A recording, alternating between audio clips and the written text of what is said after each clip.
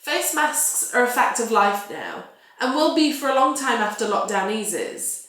But they can be more than just a practical solution to stopping the spread of coronavirus.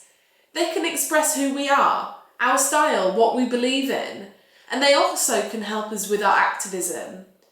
An important example of how peace movements have had to adapt to the current circumstances comes from Poland. During the pandemic, the Polish government have tried to push through a bill which tightens their already strict abortion laws, because they know that activists cannot protest on the streets like they have en masse for the last 4 years due to lockdown measures. This is a recent poster supporting the campaign which says "Nie składamy parasolek." This means we don't put away the umbrellas, which became the symbol of the movement. Protesters must exchange umbrellas for face masks and take other precautions during lockdown to continue their protests. Protests have been taking place globally in support of Black Lives Matter, and demonstrators have been wearing face masks to protect themselves and each other, but also to illustrate the very points they are trying to put across in their protests. Here are some photographs from a Black Lives Matter protest in Leeds.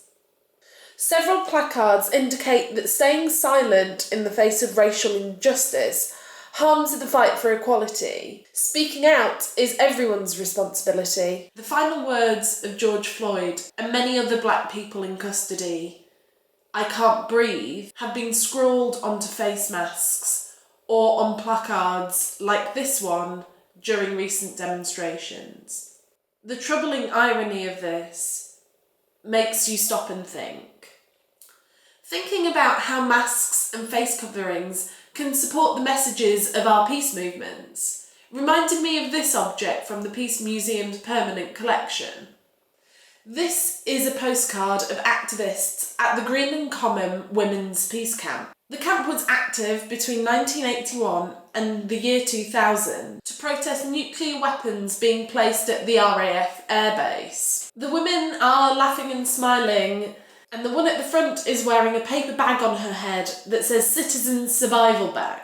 Your creative peace and protest task this week is to use your mask as a prop to show us who you are, maybe in a photograph or an illustration of yourself. Think of the imagery of masks. What could they symbolise? Or can you use your mask to share something about your personality? Maybe it's colourful like you. My mask messages were inspired by Black Lives Matter protesters. Intolerance of any kind will not be accepted. The problem with face masks can be trying to hear someone clearly or understand how they're feeling.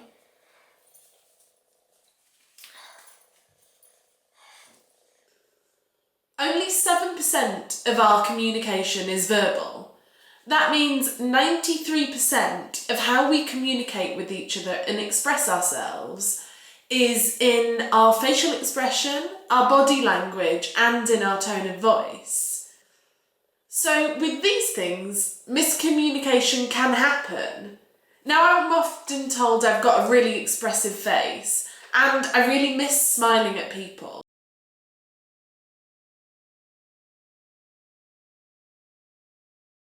Share your images with us on our social media at the Peace Museum.